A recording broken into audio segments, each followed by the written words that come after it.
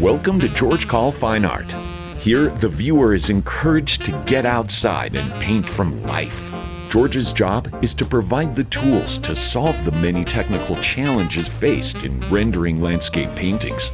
View the library of landscape paintings offered and become a subscriber. You can also purchase tutorial videos, plus original tutorial and studio paintings. Thank you. And if you like what you see, click the subscribe button and join in on the fun.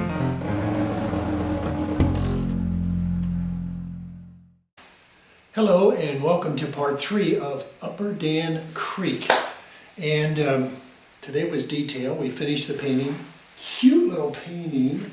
And I go through step by step of all those little things I did. So, get outside and paint. Paint with your friends. Get critiques.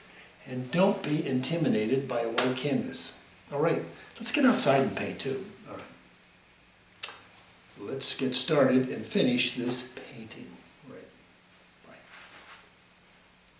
Hey, welcome to part 3 of Upper Dan Creek, and let's finish this thing today. And yes, I got some feedback. I had too much of my shoulder in the last one, and I will make sure I get as much room for you to see what's going on as possible in part 3. Okay, today is detail day, and unfortunately I got a critique yesterday, and boy, they were just vicious, my professional group, and they said that this sage area looked like snow. Oh, so I have to get some detail in there and figure that out. I need some color in the shrubs, in the willows, and work on that. I think the trees are looking pretty good, and if I can, I'm going to try to even lighten this blue in the upper right and in the upper center. All right, I've got 28 minutes and 45 seconds to get all this done, so let's see what we can do. Let me start at the top and try to get some light blue here. So I'm working with cobalt. My golly, why did I get so much paint on my glove already? Man, alive am I messy. Excuse me while I clean my knife. I must have had some paint on my handle of my palette knife. Jeez. Messy business, this painting thing. Okay. Oh boy. So now what I want to do is loosen up my brush here a little bit, I think just a little, and get ready to make this mixture. Just a little bit in here. And let me see if this is going to do the trick.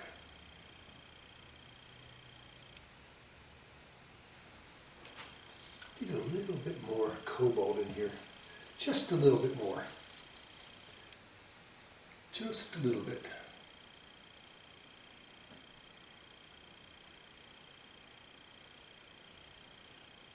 And I think we're making some progress here.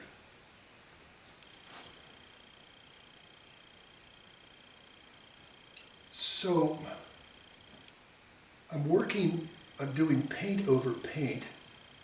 And it's been 24 hours since I did my last, or thereabouts, when I did part 2. And things are getting a little tacky. So they're really not coming out too much. It's not influencing too much of what I put on top of it. The base is hanging in there pretty good. I'm going to get another color here. And it's called Misty Blue. Just a little bit of this stuff. And I need to clean up the sky here a little bit, because the edge is a little sloppy. And that's what I'm going to do here.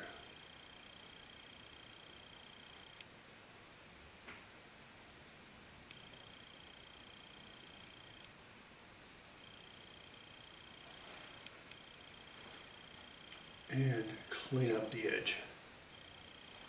I think I need some snow on this back mountain, and I'm going to do that right here.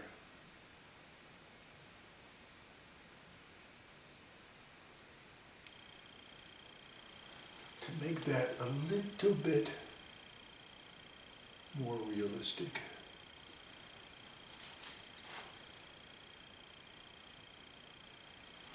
Let's see how that looks. Oh, so far we're working it pretty good. And let me just get this snow field a little bit more detailed. And get some snow right in here.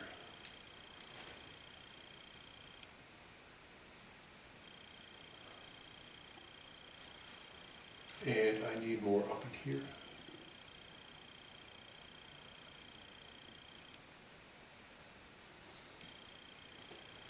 And in here.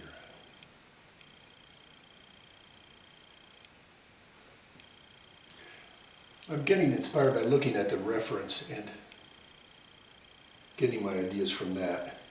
And then of course I just kind of make stuff up too.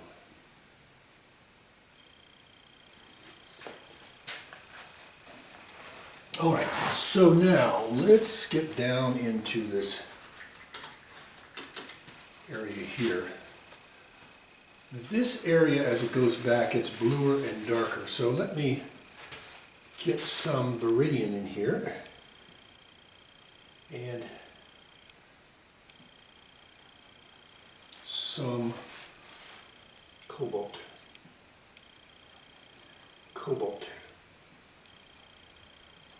And some more green. And again some more green.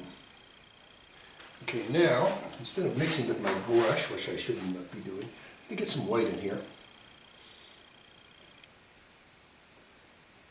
And see how that works. I'll steal some of this blue color I just did with the mountains here. And get that put up. Okay, here we go. Be a little lighter. Okay, here we go. There's a light streak up on top, and I think that has to do because it's kind of a flat area. And I'm going to leave some of that lighter stuff up in there.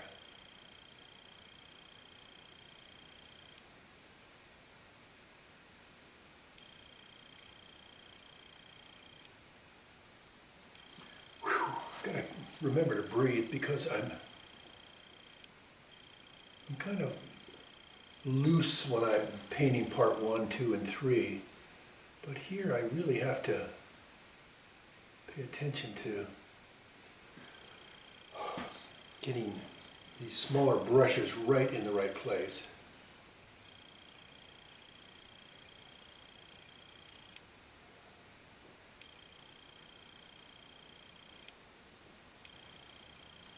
And here we go again.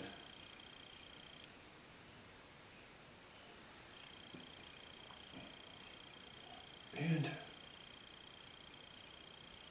as you can see, if I can just kind of come down a little bit on some of these pine trees, it helps describe the pointed tops of the pine trees.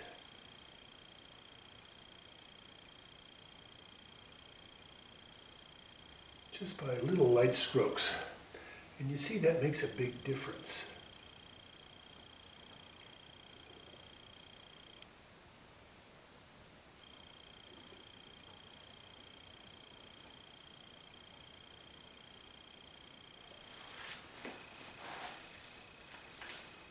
And I'm going to put a light green, which is going to be emerald white, in that upper area that is pointed more toward the sun, right here, and I can see it in the reference.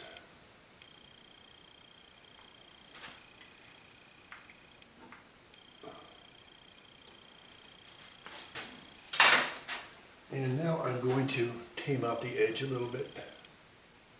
What I mean by that is the knife is so heavy that I need to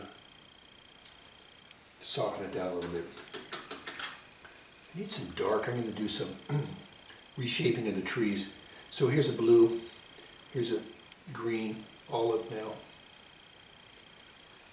and just a little bit of Gamsol in here. And I'm going to work some of these trees.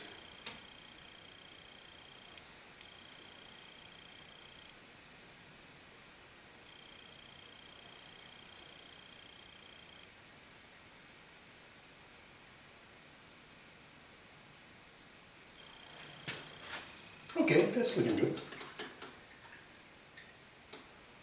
All right, now to, I think, work this area and satisfy my critiquers, I need to get some little darks in there. All right, so let's get a rigger and see what I can do with getting some darks in there. So I've already started with some darks here with some green and blue. Let's add some transparent oxide red to it. That's too much. Back to olive. That should be sufficient. And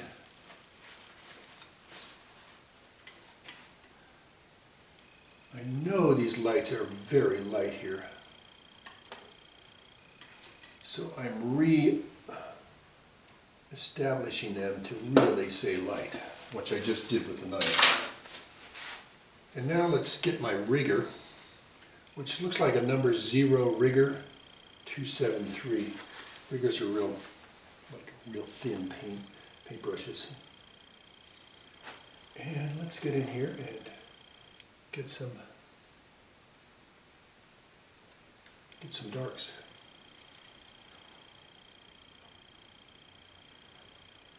Loading up the rigger. And this is going to be a bit of a tedious job here.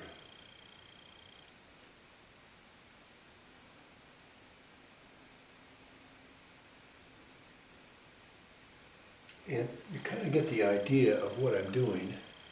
And I'm going to drive you all nuts if I continue to do this for the rest of the painting. But I want to get enough in here to kind of show you that we need to get some design of darks, as you can see in the reference. And there's more of them as you come down this side, less of them as you go up in this area, up in here.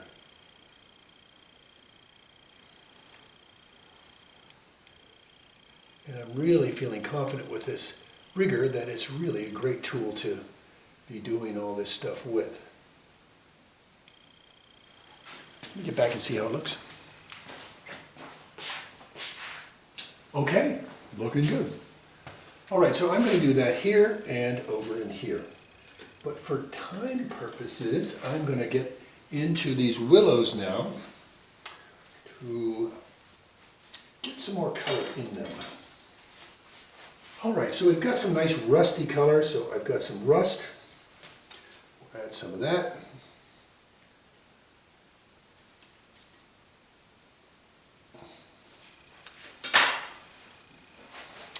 All right.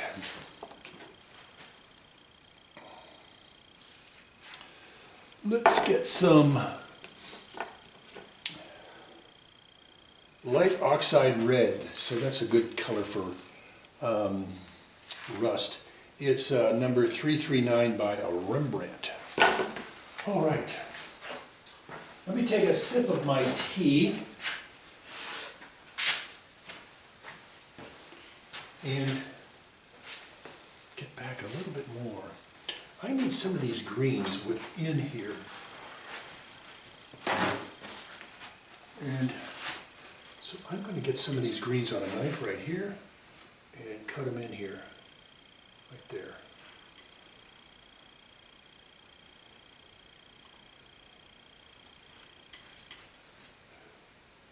I'm doing it because that's what I see in the reference, and it kind of gives a sense of, you know, there's a hill coming in here this way. So it gives kind of an angled design here. Oh, that stroke really was nice. Whew. Right. Something's working.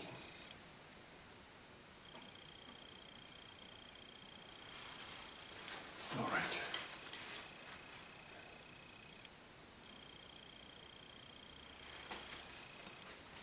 And I think I need to make this a little shorter, like right in there. I better do that by brush. Back to brush. And back to brush.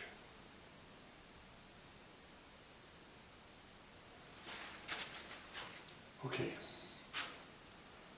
I need some green in here. So I'm going to have to go back to my knife. And like right in here, I need some green. Okay, whew, that's a nice design. Enough with the design now, okay.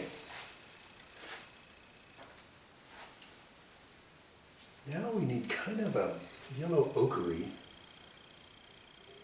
mixture. I'm going to add a little green to it and some white. And I think it's really going to zing here in a second.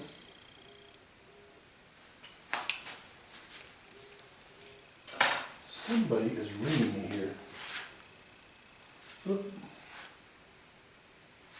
It's my phone. Okay, back to the painting. And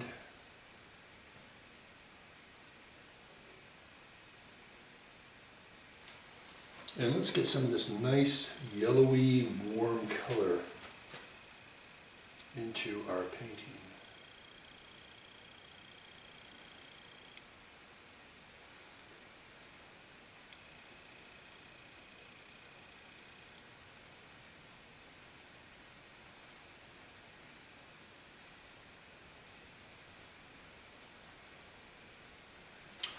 I need a good mixture of this stuff. I'm going to throw some pink orangey stuff in here and some of this nice cad yellow medium, some white.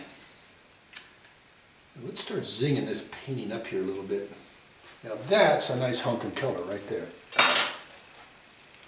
Let me see now. I'm using a number 279 long flat.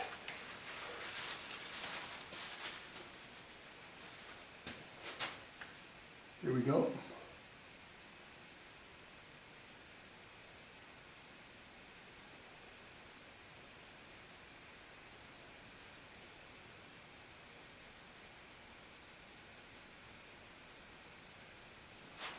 Let me get back to make sure I'm not overdoing the color here.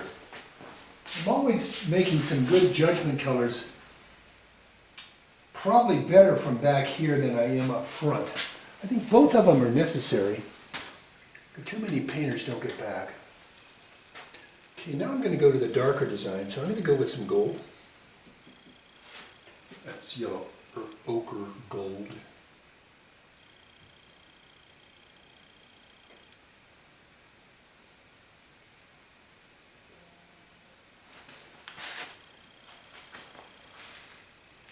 All right.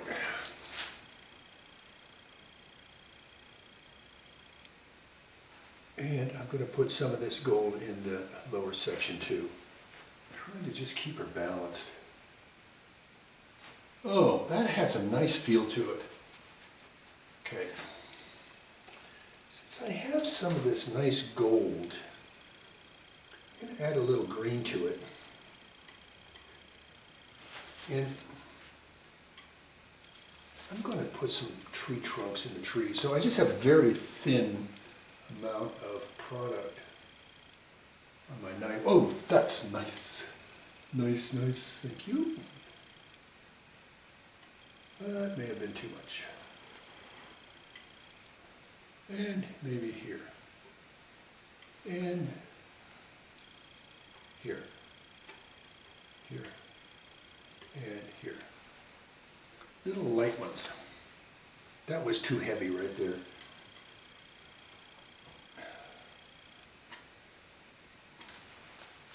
And if it's too heavy, just come back with your dark olive green and smudge it out a little bit. Or scrape it out if it's too gaudy, like I just did. And let's go back to blue, green, and whack it out of there.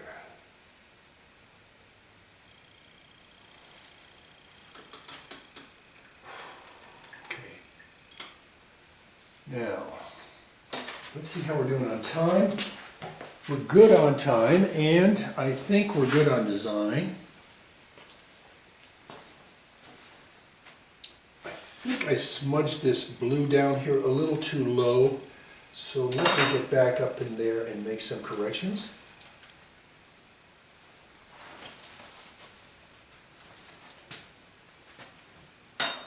With that same dark mixture we just had over in here.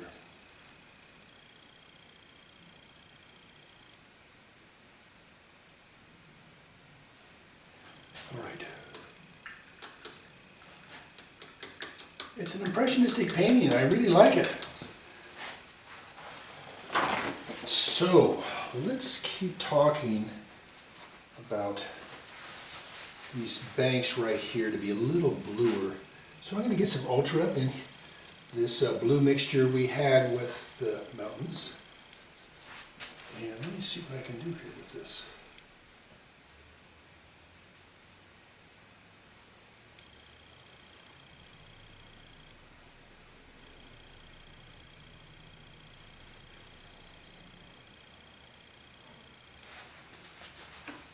And I just like some of these contrasting colors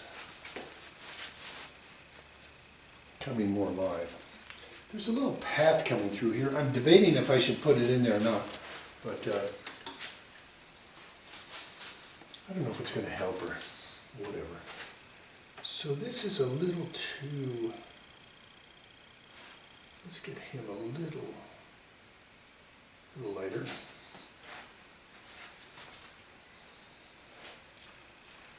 And let me go back to the green-blue mixture and get some more emerald in there. White, white. I'm using a titanium white just because I'm just sticking with things I know that work for me. And I want to break up these darks I just put in with some horizontal lights coming down.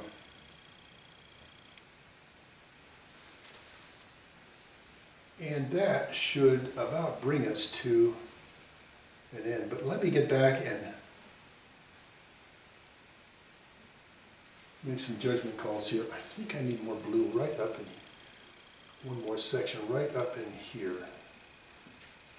A little bit more blue, blue, blue. This might be a little too dark there.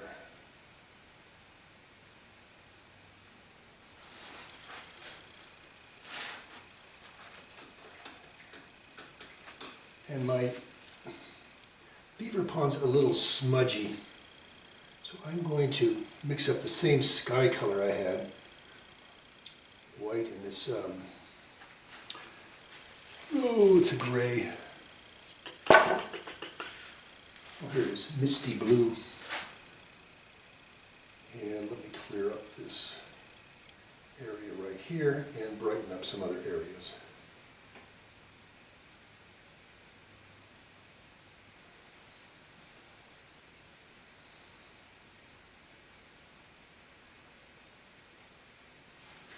And let me lift this up and hope the painting doesn't pop out on me. And with a steady hand, he says confidently, gets the very bottom of this painting done. Okay.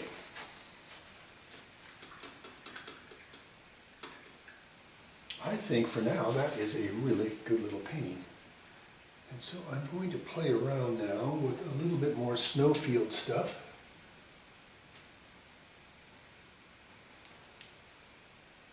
Just pure white for now. And I need some snow up in these upper areas. So I'm just going to touch some up.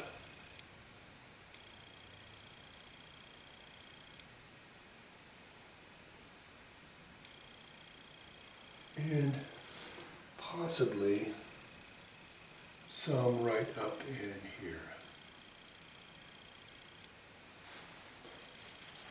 What a cute little loose painting. All right. I'm hoping you're having fun like I am on this, and this is a fun stage. Kind of see it come together. It's nice. Okay, let's get some of this rust color, make a signature. And I'm going to see if I can do